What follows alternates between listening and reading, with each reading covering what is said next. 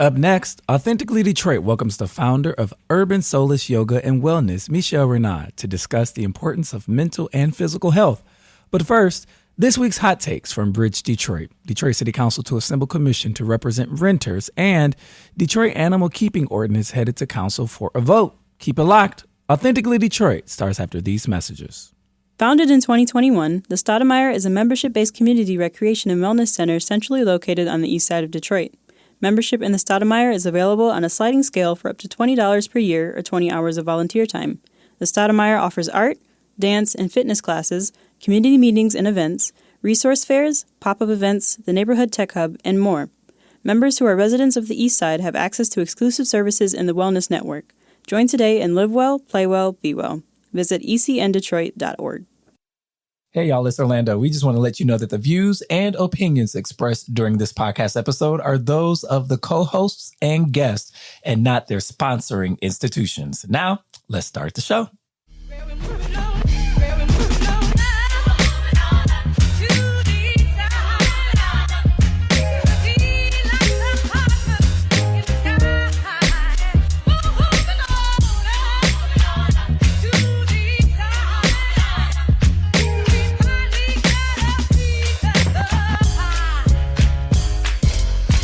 Hello, Detroit and the world. Welcome to another episode of Authentically Detroit, broadcasting live from the Cass Corridor at the WDET studios.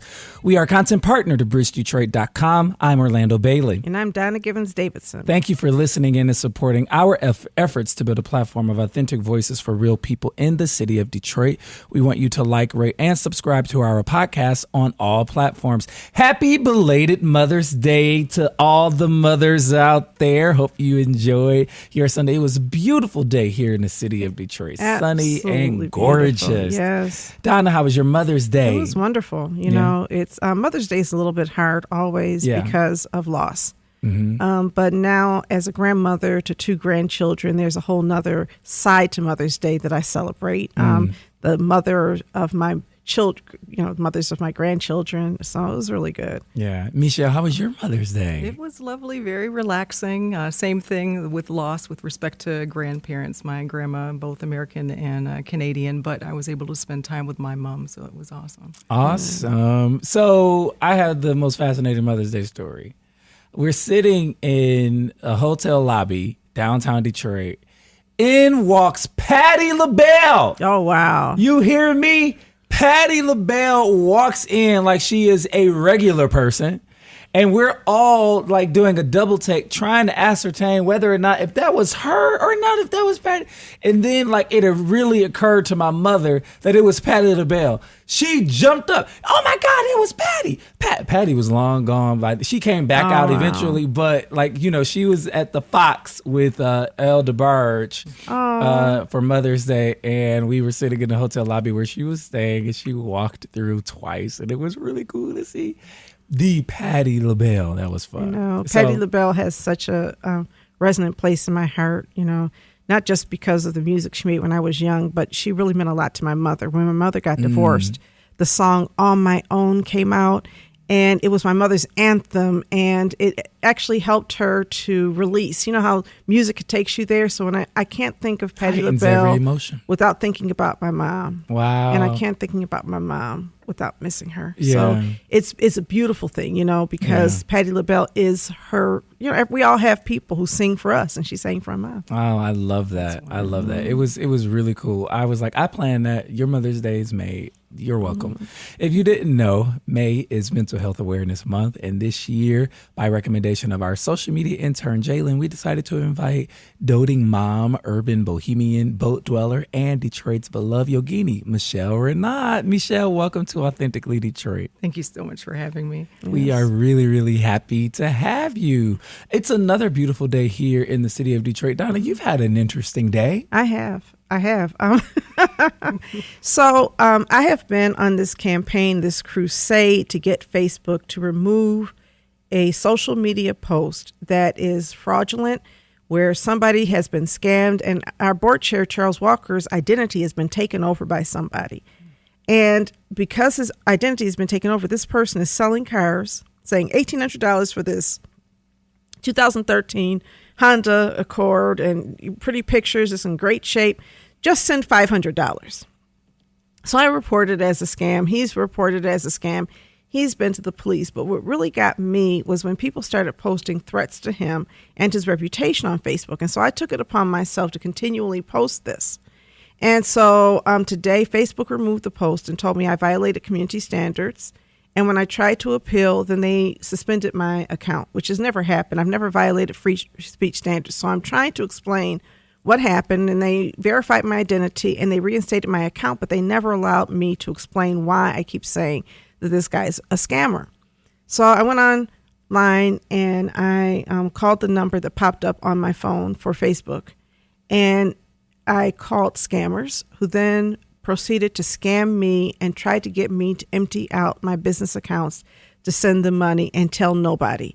And so I'm talking on the phone. They're terrifying me about these accounts open in my name, and these accounts have been used in drug trafficking and sponsoring terrorism, and they're going to have to suspend everything. And I was beyond hysterical, right? So that was a lot, and it's a warning that we really do have to be vigilant. You can't even trust phone numbers that you find online. Remember when you used to have the telephone book, the yellow pages, and the white pages. And those were the truth. But right now, with everything moving cellular and the way that we manage phone numbers, it's really hard. So much fraud is taking place over the phone. And I just want listeners to know that you are not safe calling in. I don't know how we validate, but I'm going to do some research on how to protect ourselves. And the thing that really got me was when they said that this was the unit that helps senior citizens with fraud, and you are a senior citizen. I was like, dang, I guess I am a senior citizen. And so I started feeling really old, and then I realized that there was a whole nother aspect to that fraud. So anyway, I'm better now. Michelle, how you doing? Wow, yeah, I'm kind of, a little anxiety-ridden just hearing the story, but yeah, I'm doing well. Thank you. Good. All right, y'all, it's time for Hot Takes, where we run down some of the week's top headlines in the city of Detroit. So for Hot Takes, Detroit City Council to assemble commission to represent renters. This is by my colleague, Michelle Renaud. Detroit City Council last Tuesday approved the creation of a tenants' rights commission to represent and advocate for residential renters. Council members voted unanimously to pass an ordinance establishing the 9-member body tasked with developing policy recommendations to reduce evictions, enforce landlord compliance, and help city departments educate tenants and landlords on issues related to residential rentals. Renters in Detroit have long raised concerns about substandard living conditions and evictions and pushed for accountability from landlords. Half of more than 240,000 housing units in Detroit are renter-occupied, according to the U.S. Census figures. The commission aims to foster a more equitable and secure rental landscape for all Detroit residents, at-large Councilmember Mary Waters, who spearheaded this ordinance, said on Tuesday. The commission, comprised of members appointed by both council and the mayor, would include at least 4 renters living in Detroit and a resident who owns no more than 10 properties that are up to city code. Members who must be Detroit residents can serve a 2-year term. The members should represent various renter perspectives in the city, including seniors, students, and people with disabilities. Members of the Tenants' Rights Commission are expected to meet monthly according to the ordinance. Seniors, in particular, have recently raised the alarm about mold infestation, vermin, lack of heat, and inadequate security measures in their own apartments. Detroit seniors who joined staff from Waters' office for a news conference last month said they were facing poor living conditions in complexes and called for officials, property owners, and community members to provide safe housing and hold negligent landlords accountable. Donna, what say you? Well, the biggest slumlord in Detroit is the Detroit Housing Commission, so we can start there. We can start, right? The government. The government. So let's start there. And then let's look at the naturally occurring affordable housing in the city of Detroit. The vast majority of landlords are residents themselves, many of whom are financially similar to the people they're renting to. And so I think that we have to look at what the real solutions are. More punishment, or do we need more of the carrot and the stick? There's not enough resources out there to assist landlords of aging, dilapidated properties and bringing their properties to code. And a lot of landlords don't qualify for, bank loans or other types of, instruments to reinvest in their property. And the challenge for that is that if we want to punish them, where will the people who occupy those units live? I think that we need a balanced strategy, and I think really looking at some of the research that's been done recently on housing, where you find that resident landlords have almost no blight tickets and almost no evictions. I mean, the eviction rate is below 10% for residents who are also landlords. We need to look at that. You have blight tickets that are below 7%. They're really, really low. These are people who are trying to do a good job. And the only reason I bring that up is that one of our dear community members, who's a community leader, wonderful volunteer, great person, she and her husband are public servants, and they own a home. They own a couple of homes. In one home, they are allowing a family member to live in. And because that home is not registered, they were being fined something like $1,500 for not complying with the rental standards. And it's like, wait a minute, this is not what this is meant for. We really, again, need the Housing Commission to clean up its act. And we need City Council to be as vigilant in holding the Housing Commission accountable for that. And then we need tools and resources to assist landlords who want to do the right thing in doing the right thing. And full disclosure, my husband and I have a rental property. He had this from his previous marriage, and through the divorce terms, it finally came under his control. And it would be nice to collect rent. Okay. But at this point, there's all these extenuating circumstances. And so, you give people a break. And, you look at it, it's like if we made any money off of this, it may have been $15 from January until now. And so, because, we have fees we have to pay. And so when you look at what we're paying out versus what we're bringing in, we're landlords. But we also aren't deriving revenue from that. And it makes me empathize with so many people. So do we need legislation? Do we need ordinance to hold those slumlords that are big slumlords and making thousands of dollars, creating unlivable properties for people accountable? Absolutely, yes. Do we need to look at the LLCs and the corporations? Absolutely, yes. But you can't use a one-size-fits-all approach in a city where the diversity of ownership is so great and the needs of the people so great that if you cramp down too hard, people just get out of renting housing, and that will be the greatest tragedy of all because we already have a housing shortage. I do think that there is some leveling out that needs to be thought about. I mean, the mayor has said in previous years that, hold his success to the increase of resident population here in the city. And I think if we're not careful, more and more people will begin to empty out if we continue to be so hungry for punishment rather than fixing an issue. Mm-hmm. I also think that when we talk about affordability, I think we tend to think about affordability on the front end. Can I get in? Can I afford the security deposit? And can I afford first month's rent? But we're not talking about affordability while in unit, while in place. And that can be the utilities and the rent. That could be something breaks in the home and you got to be able to fix it. So how do we maintain affordability on the front end and throughout the living situation, but also as a victim of a big property management company where I lost my unit, I lost occupancy to my unit because they would not fix a flooding and sewage issue. Get them people out of here. Yes.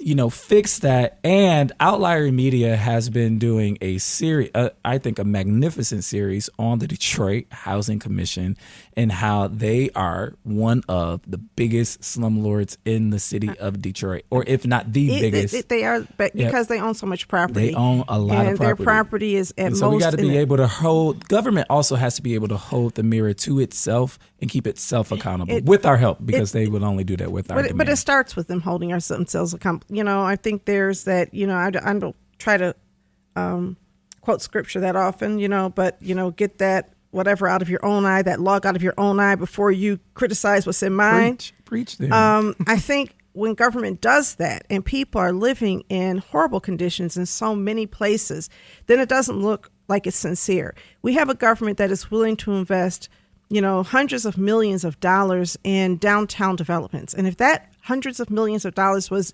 invested inside these homes that lower income people occupy, And in the neighborhoods they're occupied, you could see something completely different happening in our neighborhood. But our government has the mindset in the city of Detroit, well, we can't help individuals. And so this idea that when we are investing in downtown developments, Dan Gilbert is not benefiting as an individual, or the Illiches are not benefiting as individual families, is a legal fiction. Because the reality is, you throw up a LLC or you throw up some other form of ownership, but when you're the owner behind that, you're still benefiting. When you control that, you're still benefiting. We've got to rethink how we do housing, because we have housing stock, and Detroit is a city that has had so many beautiful homes. We're at risk of losing our housing stock, and I'm concerned.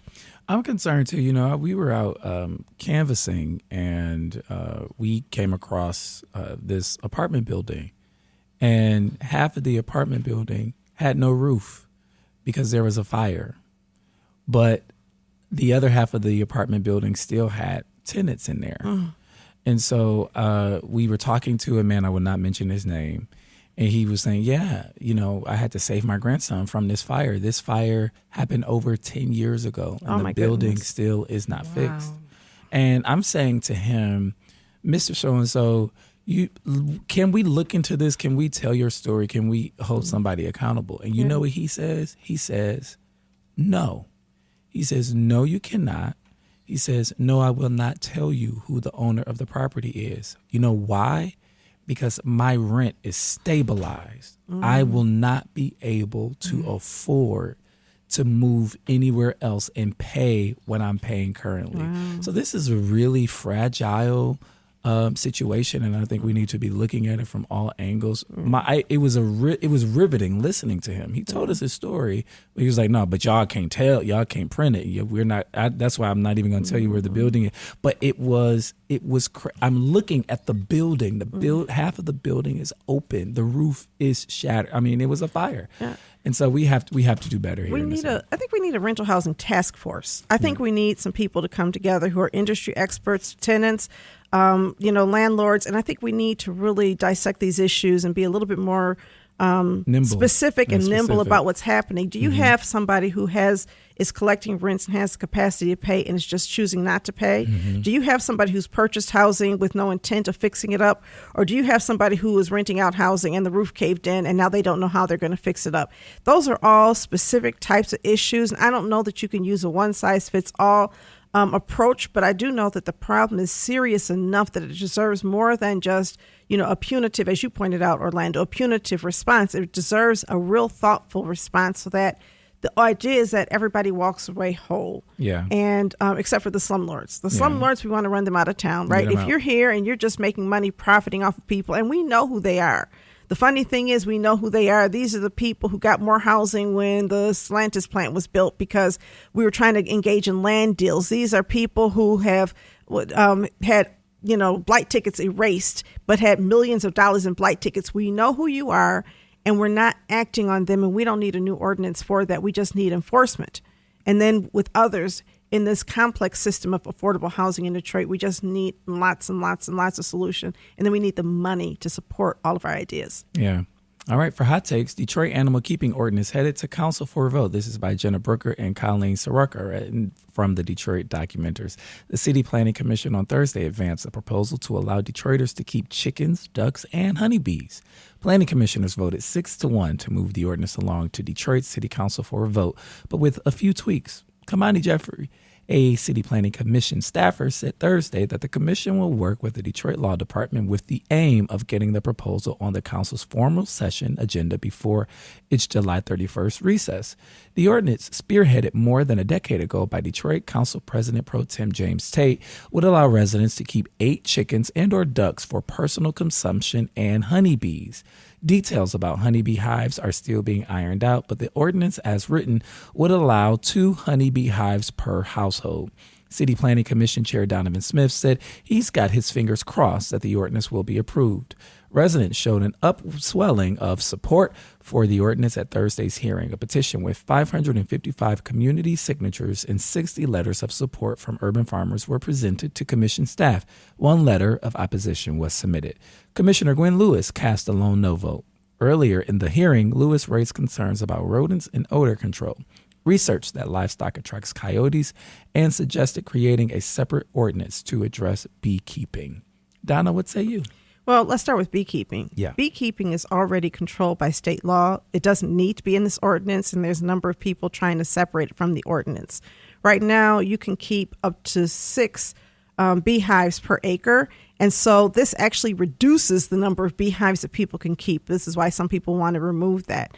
As for chickens and ducks, I don't think it goes far enough. Some people want to keep goats. Some people want to keep, pigs, and I don't think that's a problem in some neighborhoods. Now, what I do think is a problem is having those livestock in neighborhoods where neighbors are concerned. But there are some neighborhoods, and I think of Georgia Street Collective as an example where it makes a lot of sense for him to be able to do that. Mark Covington is the him. Covington, yes, sorry about that. Mark Covington had a lot of community support, and he ended up removing his livestock out of a fear of being fined for something that the community supported. Let communities opt into having a broader array of livestock on their premises. Other cities do this. The reality is that Detroit wants to be New York, and Detroit wants to be Chicago, but New York and Chicago allow for livestock. We're the ones who are behind the 8 ball in this. So we know when I first heard about livestock ordinances, I was opposed. It didn't make sense to me. This is over 10, 12 years ago when it was first introduced. And I was working in the Brightmoor community and hearing some of the community members complain. But as I've grown more conscious of the need and value of livestock in the community, the more I've had to open my mind, and I hope other people open theirs. It makes sense in some communities and not others, and I think give residents the right to opt in. All right, we're going to take a quick break, and we'll be right back with Michelle Renaud. Keep it locked.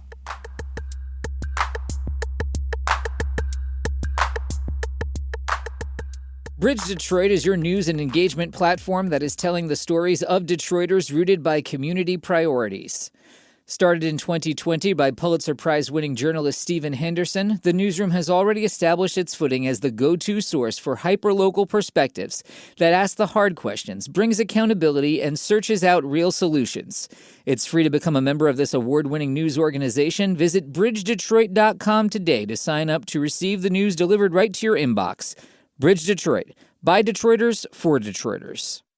Have you always dreamed of being on the airwaves? Well, the Detroit Eastside Engaged Podcast Network, or DEEP for short, is here to make that dream a reality. Located inside the Stoudemire, the DEEP Network offers studio space and production staff to help get your podcast idea off the ground. Doesn't take a whole lot of work to get started. Just visit the Authentically Detroit page at ecn-detroit.org or call Sarah at 313-948-0344.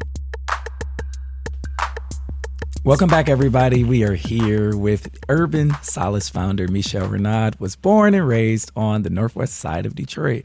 She's a doting mom, urban bohemian, boat dweller, and Detroit's beloved yogini. Michelle is also an exercise physiologist and a health educator who encourages clients to make fitness fun. In addition to her role at Urban Solace, she serves as an adjunct faculty at Eastern Michigan University. Oh, that's my alma mater, Eastern Michigan University, in the Health Promotion and Human Performance Department. Her academic credentials include a Bachelor of Science degree in Sports Medicine, a Master of Science in Community Health, and a PhD candidate designation in the Division of Kinesiology, Health, and Sports Studies at Wayne State. I feel like such an underachiever right now. Right. Oh, no. As a Detroit native, Michelle sought to improve access to quality health education and wellness programming within her community through Urban Wellness Group, which was founded in 2001 and has offered mobile corporate programming and community fitness initiatives to countless clients and students since its inception.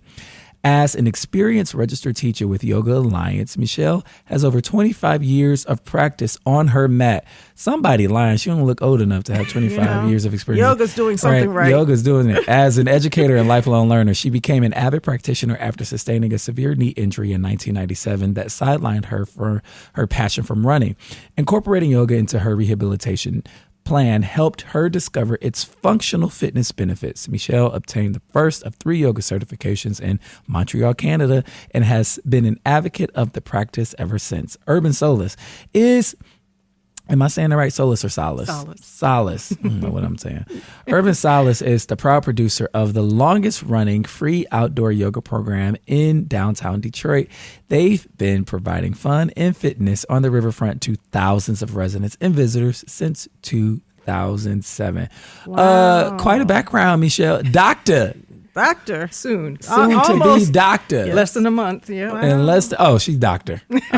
Dr. Michelle. We're so excited to have you here. And we are so excited to talk about mental and physical health this month. I guess let's start by having you describe your practice. How would you describe your practice here in the city? Well, it is definitely very diverse. When I started my practice, there wasn't access, very limited programming that was available to the community. And we were looking to, one, make it fun and interesting and get into the neighborhoods because even myself growing up, we didn't have proper playgrounds. There weren't paved walkable spaces to play. And even raising my child, you mentioned in Brightmoor, I raised my kid in the Plymouth and Evergreen area. Mm-hmm. And, we had to keep your eyes on your kid at all times. And that was challenging. And again, when you talk about mental health, when you don't have that outlet with respect to physical activity and nature therapy, that can certainly weigh you down at any age. So the neat part about our program is that we kind of grew with the Detroit Riverfront Conservancy because, as you know, the Detroit River was kind of an industrial wasteland for many years. I was born in the early 70s, and I'm also dual citizen. My mom's Canadian. So I would spend my summers in Canada and walking their riverfront and seeing the gardens and the paths. And it was like, well, how come we don't have that?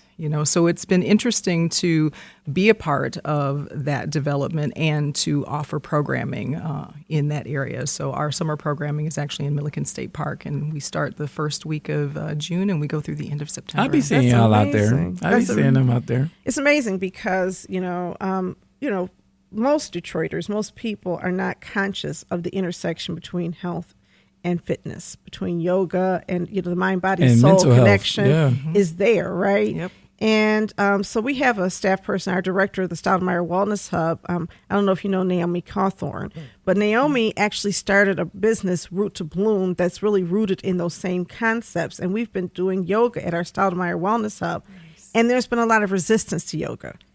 So we stopped calling. We had like one type of yoga, then she tried another type of yoga, then she tried another type of yoga, and then we started a class called Deep Stretch. And Deep Stretch is over enrolled. We had to start several Deep Stretch classes, and you know what Deep Stretch is? Yoga. Mm-hmm. But we're afraid of yoga. Can you talk about some of the resistance people having to yoga? I know for me, yoga to me was the lotus position. And I worked for many, many months when I was a kid to learn how to sit in the lotus position. And that was really hard. And so for me, yoga is something that normal people can't do. Well, that's so funny that you say that because a lot of people who come to us, they often say, well, I don't practice yoga because I'm not flexible. And we jokingly say it's kind of like saying I don't take a shower because, I'm dirty. And it's like, well, that's kind of why we do it. We're not supposed to be proficient in something that we practice. That's why it's called practice. Exactly. Okay. But the other interesting caveat with respect to yoga that we've experienced in the community as well is that a lot of people feel that it's a religion. And I've actually had participants say that it's against my religion. Their faith leader restricts them from practicing because of that. We went to, do you know Dr. Rose Moten? Mm-hmm. Bloom Transformation. So we went to her center, and it was a staff retreat after we had some trauma in our building. And I had two staff people try to call out sick because they said that it was against their religion. And I said, sound healing was against their religion. I said, you do understand that we have sound healing here. They said, well, it's not really that you have it there. It's the site because they have those practices. I said, so do you feel as though it's unsafe or unholy for you to come to work? And, so they came, but you could tell there was this sense of resentment that I am trying to take on their pastor. And I'm not trying to define people's religious beliefs, but it's hard for me to see how you can work in the kind of place that we have around wellness and have those beliefs because you're supposed to be helping other people use these resources. So how have you gotten around some of that bias? It's a journey. It is a journey. And I mean, when you look at the root of yoga, it is a practical philosophy and a physical discipline. And it's been around for thousands of years. But we're now starting to see even mainstream medicine and research looking to it for its mind-body benefits. And it's one of those things, too, for me personally, and I've had people say, well, we don't like to hear the Sanskrit terms of the poses, or we don't want to listen to, chakras. And I get that. So my teaching style, however, because I'm an exercise physiologist, I started in cardiac rehab. I was an athlete. So I move through that environment. I talk about the benefits from a physical, and mental standpoint that a lot of people can relate to. And it's not as mystical as a lot of people think than when they experience my classes. I got to tell you, I love what you call it, urban solace, because we often equate solace with maybe being in a rural area or in the country, someplace quiet, not really in an urban core. So what's the story behind that? That is the story. So, I grew up on the northwest side of Detroit. I was 6th in Livernois, not in the University District, but on the other side. And as I mentioned, I was very close to the Brightmoor area as well. And it was all about understanding that peace begins within, regardless of your surroundings. You can cultivate that sense of peace. Obviously, there are, instances where you can't get away from some of the challenges in our communities, but at the root of it, your home, your mat, that should be your place of peace and comfort and solace. But, I think there's also something to be said for beauty. When I think about my mother, I think of my mother really being a person who enjoyed the beauty of nature and the beauty of, things that are well organized and take place. She was an artist.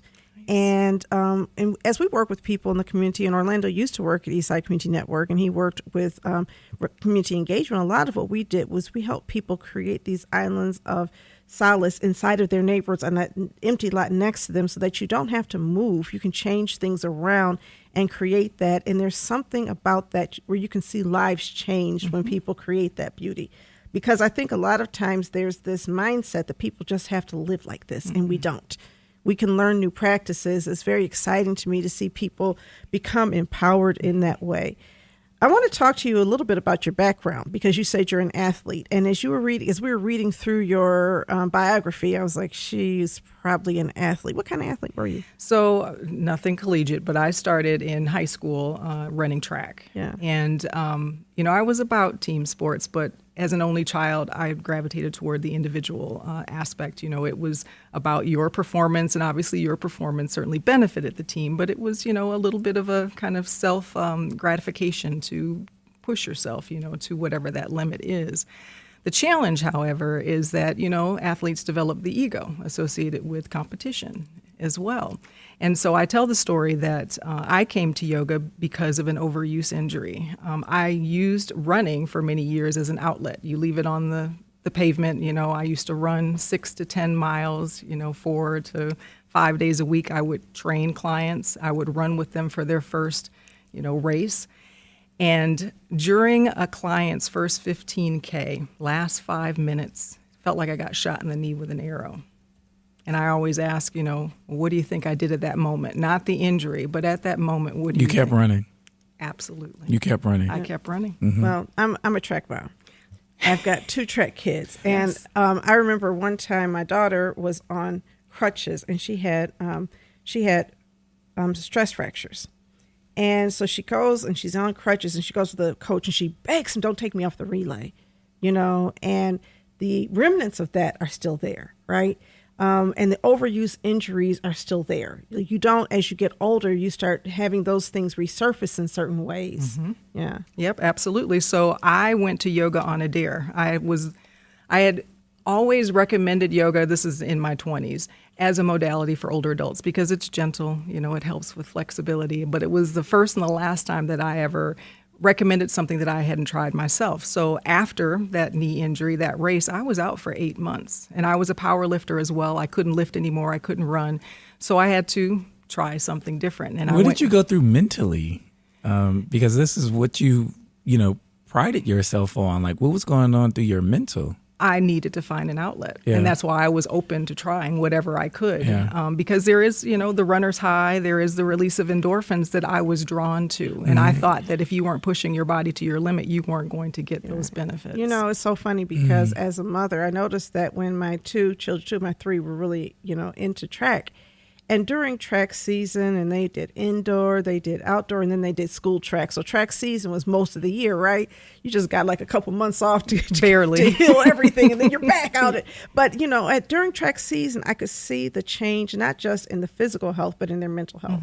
I could see they were less stressed and everything like that. And so as a parent, I just looked forward to track season, because after that period between not running track and running again, you could have those downs. Can you talk about how that is, and is it healthy for people to have that kind of release? Because I started to think that actually physical activity should be part of mental health, and really it was the inactivity that was causing those differences.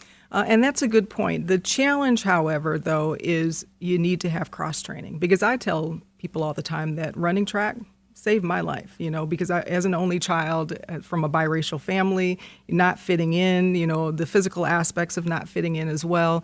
And I was very fortunate to have a friend that said, hey, come and try out. And it wasn't until, indoor season and you start to go through the conditioning and you're like, wow, this takes me out of the head space, that you're in, sometimes the anxiety of whatever you're going through as a young teen, and it puts it into performance. But again, there's a fine line, people have to understand what is the motivation, what are they getting out of it, and how can they cross-train if in the event something happens in their sideline. So I went to my first yoga class with one of my strongest clients, and we walked in again with the ego, like, what are we going to learn that we don't already know? But we spent the entire time laughing at how much we couldn't do. And it was the most humbling experience. And initially I was like, well, this is pretty sweet. Because the next day it was like, did you get the license plate number of the truck that ran us over? Because we had like awakened muscles that we had not targeted in traditional gym exercise. But then I realized, wow, I'm in my late 20s and I can functionally be active without beating the heck out of my joints. And the strength, right? And the strength, and then the mindfulness aspect, because you're learning to take care of your body again in a more gentler fashion. I'm thinking about young folks, right? You were in your late 20s and you had the emotional wherewithal or intelligence to say, hey, I need this outlet and I need to know that I need to cross-train. I know I need to not beat up my body. But, for young folks who don't have that emotional intelligence, who are addicted to that high, addicted to the competition, and will beat their bodies to no end, how is it working with young people? And what should folks who work with young people, coaches and mentors, be thinking about when coaching young people through, and especially athletes, through their lives and through their practices? It's all about exposure, and I think a lot of schools are starting to incorporate other modalities, from Pilates to yoga to even bar, things that again are low impact that can still be implemented off season to help maintain their conditioning and functional capacity, to a certain degree with respect to their competitive edge. But again, it introduces them to things that they may not have sought out on their own. I think of Naomi, our director of Stoudemire. She's a yoga instructor. She's amazing at it, right? And so we had this staff field day, and we went out to the field, and we were playing tug of war. And she's tiny, a little tiny person, and she was on that team. And when I tell you she tugged that war, she had the whole team. Nobody was as strong as little tiny itty bitty Naomi. And I knew she was going to win because she has that strength. And it's not the big muscles, it's something else. Can you talk about what kind of strength that takes? Because it feels like it's, we think of weightlifting as making you strong, but I think she's stronger than a lot of weightlifters. Yeah, it's again about understanding your human physiology and the core. A lot of that strength that we gain from yoga comes again from activating all of the muscle groups, not just the larger muscles, but the smaller stabilizers as well that help out the big guys. And that was what I, experienced in my first yoga class. And it is amazing because a lot of people think that, again, yoga is all about sitting in the lotus position and, relaxing and chanting. And there are so many different styles and intensities of yoga that can tap into aerobic conditioning, muscular strength and endurance, and certainly flexibility as well. But it's functional because when we talk about traditional gym work sometimes, and I tease my athletes about this all the time, you can get, as the kids say, swole.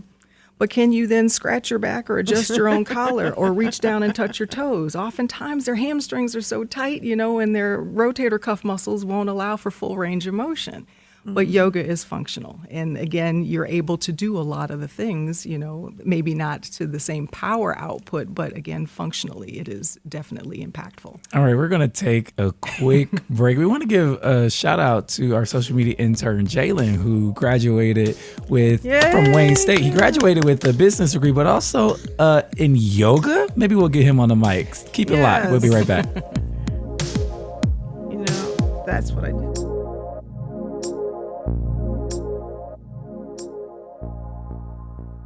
Founded in 2021, the Stoudemire is a membership-based community recreation and wellness center centrally located on the east side of Detroit. Membership in the Stoudemire is available on a sliding scale for up to $20 per year or 20 hours of volunteer time.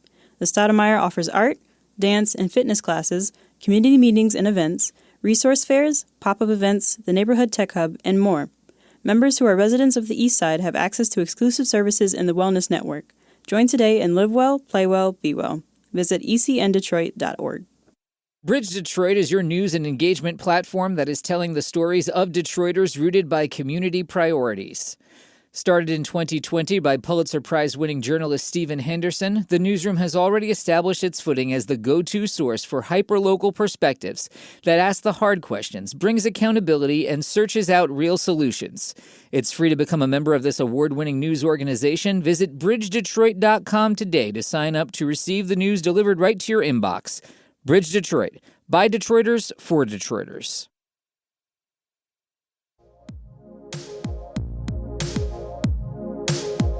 All right, we are back with Dr. Michelle Renaud. I've been saying this woman's name wrong the entire show. So y'all should know that I am fighting a really bad headache that I've been fighting it all day. Because normally I ask people how to pronounce their names, and I just knew how to say her last name. I've been calling her Urban Solace. I don't know what's going on with me today. But we are here. Welcome back, everybody. Welcome back. We're here with Michelle. And, Jalen is on the mic. Jalen, tell us how you got into you just finished your degree at Wayne State with business administration and yoga. Quite a combination. Yeah. For me, I kind of just ran into yoga, same sense, just trying to go through different things and taking classes for my credits. So I had electives I could take. And yoga was just something that I ran into. I took it for the first time. And it is a challenge to open your mindset to, do yoga, especially coming from different environments. So once I was able to open myself up, it just changed my mindset, but helped me get through a lot of different things. And then I just continued along the way. That's why he always seems so zen, Donna, because he's in yoga. Nothing bothers him. Yeah, that's true, and that kind of can help us transition because we've talked about some of the physical benefits. Let's talk about the mental. But how has your mental well-being changed? Your mental health changed as a result of yoga? It's helped me a lot in terms of handling stress, things that I can do to handle stress, handle different things, handle challenges that I face in life. And finding different ways of having an outlet. Like even now, pretty much now I wake up every day and I take a walk down in the morning to the walking meditation, what you would call it, to clear my mind and get my day started right. It's really influenced a lot of different things that I do. Mental health is at the forefront of everybody's mind right now because we're seeing numbers in research come out, especially surrounding young people and their mental health. And there's a lot of research linking it to inactivity. There's a lot of research linking it to social media for both young people and some adults alike. Dr. Michelle, what are you seeing? Well, the CDC says, in the United States, 1 in 5 adults are living with some type of mental health challenge. And there's research all over the place with respect to social media, even just coming out of the pandemic, not having social interaction for some young students, who were in high school during that time, even my own kid during that time. And that's a lot, because we learn about effective communication and friendships, being face-to-face versus just scrolling through and swiping left or right. And so I think that for me, at least, yoga is also an opportunity to practice what we call mindfulness, being present and aware of what you're feeling, emotions, sensations, and thoughts. And, you know, I come from a generation, too, where we don't talk about that. Yeah. I was going to say, it's not new. Mental health issues in our culture are not new. People cover them up with drugs and alcohol. People or have, like Uncle Pete, you put him upstairs in the room and you don't speak of it again. Yes, right. or you die young. So many things are happening. And so when we started in 2021, moving towards this whole concept of the Stoudemire Wellness Hub, I started reading a lot about wellness. And one of my favorite books is The Myth of Normal: Trauma, Illness, and Healing in a Toxic Culture, because the reality is that normal in our culture is dysfunctional. Normal is hyper-competitive. Normal is always beating ourselves up or feeling this need to export our anger and stress. We don't have ways of balancing out our emotions. And so I'm interested in the way, because and then we always want to send people to therapy, and talk therapy is going to fix us. But it seems to me as though, I'm not opposed to talk therapy, but it seems to me as though some aspect of yoga is also healing people's bodies and their minds. Can you talk about the healing properties of yoga and how people, you've talked about mindfulness, but what have you seen as people transition and begin using more? Or actually, we'll start with you, Jalen. What did you see in yourself when you started to practice yoga? For me, what I saw in myself was just change in mental attitude and outlook on life, how I saw the world. Going through college and having classes and working full time and, just the difficulties of life, it was quite the challenge. And yoga allowed me to look at things in a different way, to where then I could take a step back and handle things differently and, just open myself out to a lot of different things that I wouldn't have before. And what kinds of things have you seen? Well, at the root of yoga, we talk about yoga in the Western world as being the physical practice, but there are multiple limbs. And one of the limbs is what's called pranayama, which is focused breathing. And focused breathing is designed to keep us present, calm, and aware of what we're feeling during the practice of the yoga physical asanas or the exercise component. And I encourage clients all the time is to, once you develop, your breath awareness, start to pay attention, because oftentimes when it changes, if our breathing becomes short or shallow or stuck in the chest, that could be a sign of stress. I mean, think about, the last time someone cut you off on the road, or you were late for something. You were probably really tight, or you seized up, or you maybe gasped. Those are all natural stress responses. That's kicking in what we call that fight or flight switch. So we use yoga and the techniques of mindfulness to turn that switch off so we can tap into what we call the parasympathetic nervous response, which slows things down, like your heart rate and your blood pressure. And that's kind of part of my research as well, because I'm looking at the impact of yoga and mindfulness on the perceptions of stress and burden among caregivers of older adults. Wow. Because I'm in that generation as well. I think of when you feel stress, a lot of people think stress is in your head, right? And I was reading this book and it said before you're conscious of it, you're feeling it in your body first. And I started being conscious of the fact that I feel stress in my gut. Mm-hmm. When they talk about a gut feeling, I feel this tightening in the gut. Something gets said or my triggers, and it's always my gut. It's never anything else. And I saw some people feel it in their shoulders, in their neck. But learning how to release it is different than being conscious of it being there. Now, I know about breathing exercises that people can do, but it seems to me as though what you're saying about yoga is that you're using a variety of techniques, including breathing. And it's it's those things all working together to produce that change. So in addition to breathing, what else are you doing? Well, you're enhancing your awareness of what you said, your body's cues, and your stressors are going to be different than mine, your stress cues as well. But when we recognize when they happen, what it feels like within the body, then we can start to mobilize coping strategies. But you have to have experience with those coping strategies to determine if it's effective for you. And that's what the practice is all about. It's not a one-size-fits-all, approach. It's about finding something that, one, you enjoy, certainly, but when you enjoy it, you're going to be more apt to do it. So with yoga, I'm sorry. Just I want to finish that question. What are some other coping strategies that yoga provides in addition to breathing? It's Again, the mindfulness, The awareness of the present moment, because each moment is going to change. If I put you in downward facing dog, you're going to be experiencing emotions, sensations, and thoughts associated with it. They could be positive or negative. But when we tap into the breathing, we can kind of change our state of mind with respect to that experience. Or I encourage people to not do it if it doesn't feel right for you. And those are some decisions, again, that we're not taught to do, just like I wasn't taught to stop when my knee was killing me in that race. That wasn't mindful of me to continue on and to pretend like nothing was wrong. So I think that is, another lesson associated with the mindfulness and the access to awareness in our lives. What you're saying makes so much sense. And I'm thinking about Black people, or I'm thinking about Black people in America specifically, and the habitual licking that we continue to take and keep on kicking and going about our lives. But, Black people don't necessarily see themselves in this practice of yoga. Like, that's some white people stuff. You know how we talk, you know what we do.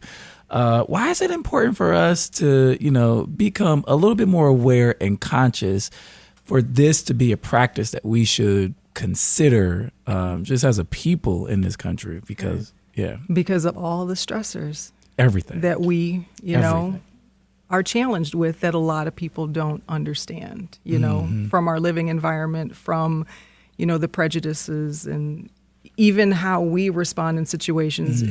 Maybe when the police pulls us over, the lights come on, all of that triggers our stress response. It does. Yep. And even just, childhood traumas maybe of seeing something in the community, or even your own family member, going through some of that, and being able to release that as you get older. Otherwise, you're basically carrying on that generational, habit and trauma to the next. Dr. Michelle, I may have to come and see you. I may have to come do. see you because, my assignment in therapy this month is actually going on 2 months, is to find the thing that excites me. Like she told me to go play. Good. And don't let it become labor. No. So like the thing that I love to play with is books. Like I love books. And then she was like, well, Orlando, y'all started a book club. It's labor now, right? Don't turn it into labor. Just go and play. And so I may have to come see you and consider this yoga thing. And that's what it is. Although I will say that listening thing was not labor. That was so nice. The playlist Detroit was the Detroit opposite playlist. of the Detroit playlist. It was like, whoa, I found it was a great So we release. partnered with Kari Frazier and the Detroit is Different podcast on first Wednesdays of the month to do what we call the Detroit playlist, where Kari Frazier from the Detroit is Different podcast, Donna and myself, and a musical guest will, bring albums that tell a story to us, and that we'll play it, and then folks in the audience get to contribute to the playlist. And so the last playlist we did on first Wednesday, it was really, really something. It was the first time we did it, and it felt really, really good. It was just some folks getting together listening to dope, amazing music. And right? It was so funny because when it started, we started at 7:00 and nobody came. I mean, nobody was there. It was like 2 people. Orlando was running busy, so it was like really empty. And so Kari's like, okay, let's just start. And it's like, okay, we're talking to an empty room. How is this going to work? And then people started coming in slowly, as people do, because, we don't get places on time anyway. And so people started showing up. And then the audience sort of took it and took the vibe in a whole nother place. It was really, really beautiful. That was a labor of love, and it didn't feel like work. So that's the one thing I will say. Sometimes it felt like you take your music public, but we didn't have to do anything to prepare. Yeah. Just show up. Just show up with our music. Yeah. And so I love that. I love that because I love music and the vocals, of course. But I want to come and see you, Dr. Michelle. How do people, because I do too. Like, I'm telling you, that lotus position thing, and I was always the kid, no matter how fit I was, I could never touch my toes. I've never in my life touched my toes. And so I was a kid in gym class when you had to touch your toes. It was always humiliating for me because I couldn't do it. And so anything having to do with public stretch is something I hide from. But I'm listening to you, and even though Naomi has talked about deep stretch, I'm like, girl, that stretching is for other people. But I'm listening to you, and it sounds really interesting. So how do people connect? How do we connect with you? Yeah. Kind of to your point with respect to the actual physical practice, modifications. That's how we make it accessible. Again, you can bring a yoga block, people who can't sit on the ground, they can sit on the berm and do upper extremity work. So again, it's all about listening to your body. And one of my mantras is, come as you are, do what you can, and have fun while you're here. So what days? So we are Wednesday, Thursday, and Friday. We have a Tai Chi class, Wednesday mornings at 10 a.m., Thursday evening yoga at 6, and then Friday morning at 10 a.m., and it's free. Is there a website? Yes, urbansolacestudio.com. And this is our summer program, which it gets started this year after the Grand Prix, so June 12th, and it runs through the end of September. But if you want real play-based stuff, join us in August, where we have our moonlight yoga, which is yoga at night with glow wands and glow jewelry and, house music. So it's pretty that cool. sounds Like a lot of fun. So amazing. between now and then, Yes. is there any are there any studio hours? So we do online programming, so live streaming programming, and yes, we have classes Monday through Friday. So again, depending on your interest and your activity level too, what you're looking to gain from it, whether it's deep stretching or something high intensity or just a gentle flow for beginners. We Yeah. I love it. Yeah. All right. Thank you for coming on, Dr. Michelle. Great And great congratulations suggestion. on the PhD in a couple of weeks. Listen, if you have topics that you want to The discuss. congratulations. Oh, no. First of all, we have to congratulate Orlando with Orlando sitting here. Oh, Because yeah. Orlando is the new incoming executive director of Outlier Media. Yay! I Thank could you, not Donna. be more proud, and it was not that means fun so much. announcing that without you sitting here. So me to look you in the eyes and just tell you it means so much, and I'm so excited. I had a really interesting day with this person doing a documentary. I'm not going to go into it, but it reminded me of the importance of telling your own stories. Yeah. And you're going to be telling your own stories. I've already started feeding stories to Orlando. I'm like, okay, so when you get there, can you all research this? I know there's a tip line you got to call to get the stories investigated. I'm excited. And Jalen, we're so proud of you. Congratulations, Jalen is so chill. You don't He's so always chill. know how intense he is Yeah. because he just comes across as nothing really bothers him. And now I understand that's just your yoga chill. That's your yoga chair. Oh, man. Thank you, Donna. I appreciate that. It feels good, y'all. It feels good. We, Candace Foreman and I, we announced last Monday, and what we did not expect was the outpouring of love that we got. And so we're super, super excited. Thank you, Detroit. I love y'all, man. I love y'all. Listen, we have a quick announcement too before we get to shout outs, is that our book club is returning, guys. We are reading The Reformatory by Tananarive Due. Okay. Our book club will meet up on June 4th at 4 o'clock at Next Chapter Books on East Warren. Again, The Reformatory. You can go to Next Chapter Books and get your book today with a discount when you mention the Authentically Detroit Book Club. The first one was amazing. I know that the second one will be just as, if not better, than the first one. So go ahead and get your book, The Reformatory by Tananarive Due. Did I say her name correctly? Tananarive. Just Thank think you. banana, but Tanana. Tananarive Due, y'all. All right. I'm doing my best. I'm doing my best.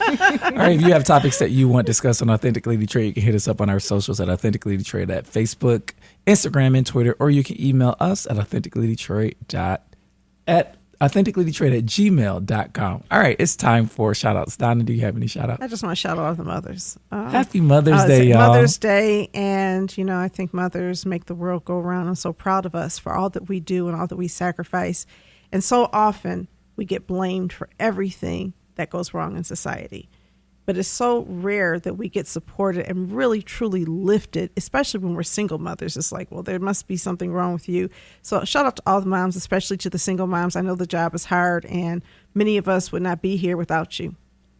Michelle, do you have any shout outs? Yeah, so I would like to shout out to the caregivers in our community. I'm one of them as well. I've been a caregiver since I was younger with grandparents, and they are often deemed the forgotten patient. The forgotten patient. Exactly. Yep. So, we love you, and we're here for you, and there are services out there to support you.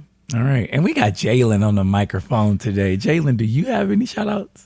Just shout out to everybody that helped me along my way. Orlando, Michelle, Lola, Donna, my mama, everybody.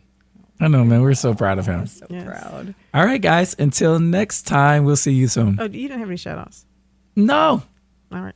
Who am I shouting out? I am shouting out. Okay. I will shout out all of the mothers.